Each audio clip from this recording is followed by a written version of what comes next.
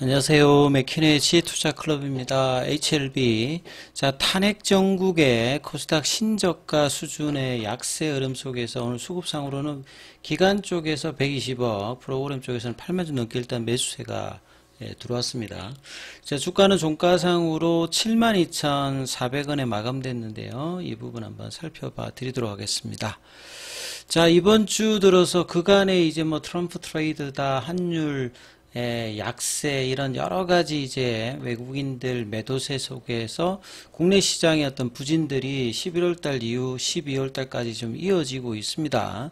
연말에는 항상 이제 이 배당 관련되는 어떤 기대감으로 기관 외국인들의 매수세가 들어오는데 이번 주 같은 경우에는 이 계엄 선포 이후에 해제 이후에 이제 다음 주까지 계속 이제 이런 탄핵 정국 관련되는 리스크가 시장에 계속 이제 영향을 주고 있는데요. 참고로 주식 시장에는 두 가지 위험이 있습니다. 체계적 위험이 있고 비체계적인 위험이 있는데요. 용어가 좀 어려울 수 있는데 좀 쉽게 생각하면 체계적 위험은 그 주식 시장에 상장되어 있는 기업 어떤 기업에도 다 이제 영향을 미치는 겁니다.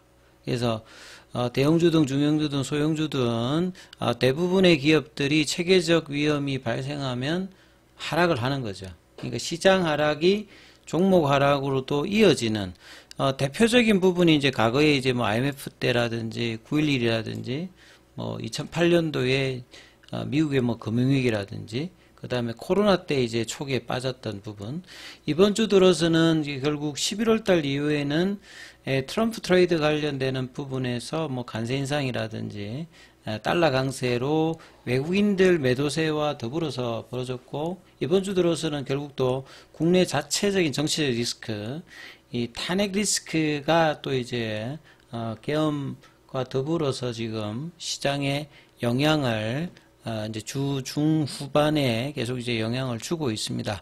자, 이런 어떤 체계적 위험은 비체계적 위험은 기업 자체의 이제 위험이기 때문에 좋은 기업들을 이제 포트폴리오에 잡아서 이제 넣어놔야 되는데, 이 체계적 위험은 시간으로 이제 극복하는 겁니다. 시간으로 이제 극복하기 때문에 뭐 그렇게 길게 가진 않습니다. 그래서 이 체계적 위험이 발생했을 때 어떤 체계적 위험이 오더라도 뭐 기간은 그렇게 길지 않은데 하락폭의 영향이 이제 주는 부분들이었고요.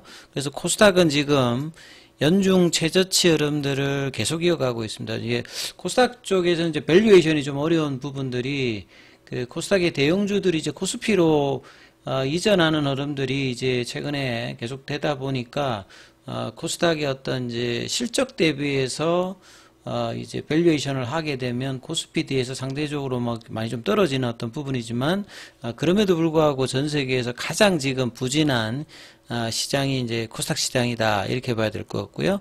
이 코스닥 시장에서는 가장 이제 시가총액이 큰 부분들이 이 바이오 관련되는 부분이 상위 이제 탑10 안에 가장 많이 들어가 있고, 그 다음에 이제 뭐 2차전지 뭐 요런 쪽이거든요.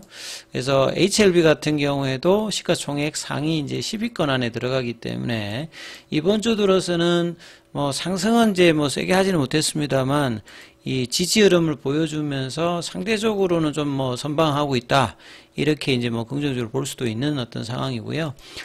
어제 그제 계속 이제 이 담당 관련되는 이야기가 오늘도 아침에 뭐 기사는 나와 있습니다. 엘레바 테라피틱스가 단간한 이제 신약 후보 물질을 도입하기 위해서 이 총 규모가 이제 5억 달러니까 지금 환율로 하면 한 7천억 정도 규모입니다. 그래서 항상 이런 이제 라이센스인이나 라이센스 아웃을 했을 때 반환 의무가 없는 계약금 규모가 어떻게 되느냐, 그 다음에 어떤 회사랑 하느냐, 그 다음에 그 약물에 대한 관심도가 얼마나 되느냐, 이런 것들이 이제 사실 중요합니다. 그래서 나스닥 상장사인 릴레이고, 릴레이는 최근에 이제 회사 상황이 그렇게 좋지 못하다 말씀을 드렸죠. 유상증자도 진행하려다 좀 철회가 되었고, 로슈하고 이제 그 기술 수출했던 부분이 반환을 받고, 그리고 이제 주력이었던 이 4008 부분을 조금 이제 유방암 쪽으로 이제 바꾸는 어떤 상황이 또 있고, 이런 상황에서 재무적인 어떤 어려움이 있는 상태에서 먼저 이제 엘레바에게 이제 이렇게 좀 제의가 들어있는데 규모는 이렇게 작지가 않습니다. 계약금 규모 자체가 1060억 정도 이제 계약금을 받기 때문에요. 국내에서 보통 라이센스 아웃을 했을 때 한 1000억대 정도의 라이센스 아웃에서 초기 업프론트 피를 받았다 이러면 괜찮은 계약이거든요. 근데 이제 릴레이 테라피틱스가 1060억의 계약금을 받는 거니까 엘레바가 이제 주는 부분들이거든요. 그러면 이제 이 부분들이 작지 않다 이렇게 볼 수가 있고요.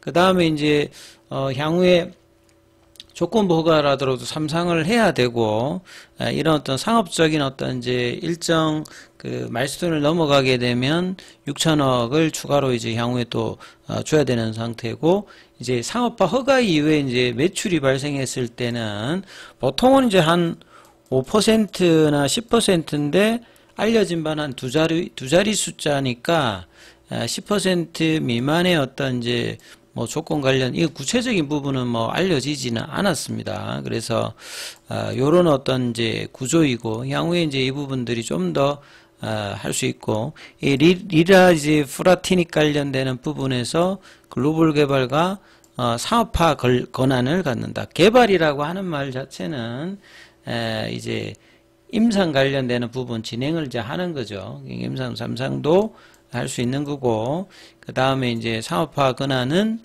이 권한을 가지고 이제 실질적으로 이제 매출을 일으키게 되면 로열티만 이제 릴레이 쪽에다가 주는 어떤 부분들이고요. 그리고 이제 FGFR2 기반의 이제 단가난뿐만 아니라 여기가 더 많이 이제 여러 이제 고용암 쪽에 이 부분들이 발현하는 이제 바이오마커이기 때문에 확장성에 대한 어떤 기대감은 이 베제팔2를 타겟으로 하는 리보세름하고 비슷한 경향을 가진다. 그리고 이미 FDA로부터 이 혁신 치료제 희귀약품을 지정받았고 올해도 이상을 이제 기반으로 해서 NDA 신청을 권고를 좀 받은 상태입니다.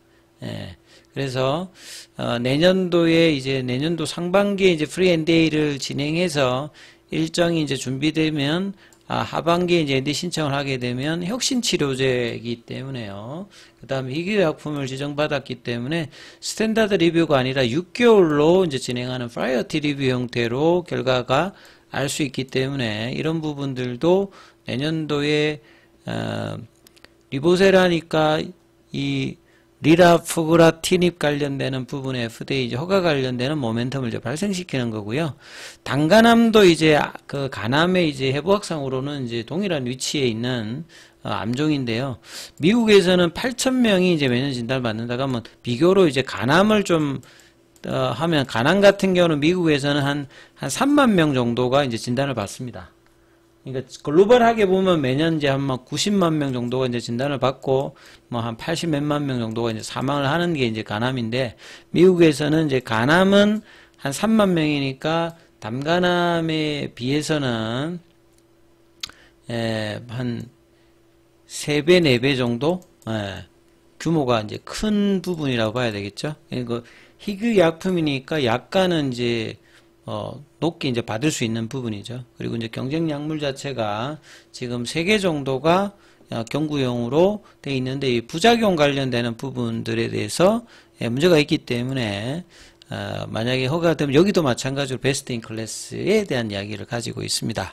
자, 오늘 뭐 항서제약 같은 경우에는 1.18% 상승하면서 50 위안 부근에 이제 붙이는 흐름이 나왔고요. 자, 오늘 이제 공매도 쪽 거래는 974주 큰 뭐 부분 없었고요. 그 다음에 이제 그 12월 4일 기준으로 이번 주 이제 수요일 기준으로 보시게 되면 여전히 이제 공매도 이제 순보유 잔고 같은 경우는 260만 주대에서 계속 이제 유지를 하고 있는 상황이죠. 그 다음에 이제 대차거래 같은 경우에는 이제 상한보다 체결이 훨씬 많은 흐름이었습니다. 차트 흐름을 보시게 되면 오늘도 뭐 시장은 앞서 말씀드렸듯이 이게 이제 코스닥 차트거든요. 월봉을 보시게 되면 올해 920선까지 한 4월달까지 움직임이 있었다가 920선에서 820, 720, 이제 600대 중반이니까 그 연중으로 보면 이제 920선에서 지금 600선 중반까지 지금 내려와 있고요. 일봉을 보시게 되면 최저치를 계속 이제 경신하면서 지금 내려오고 있는 상황입니다. 장중에는 오늘 640선까지 이제 내려왔다가 밑꼬리를 내면서 여기가 이제 볼린저 밴드 하단 부분에서 이제 이렇게 하면서 이 코스닥의 어떤 지수가 계속 이제 약세름을 보여주고 있는 상황입니다.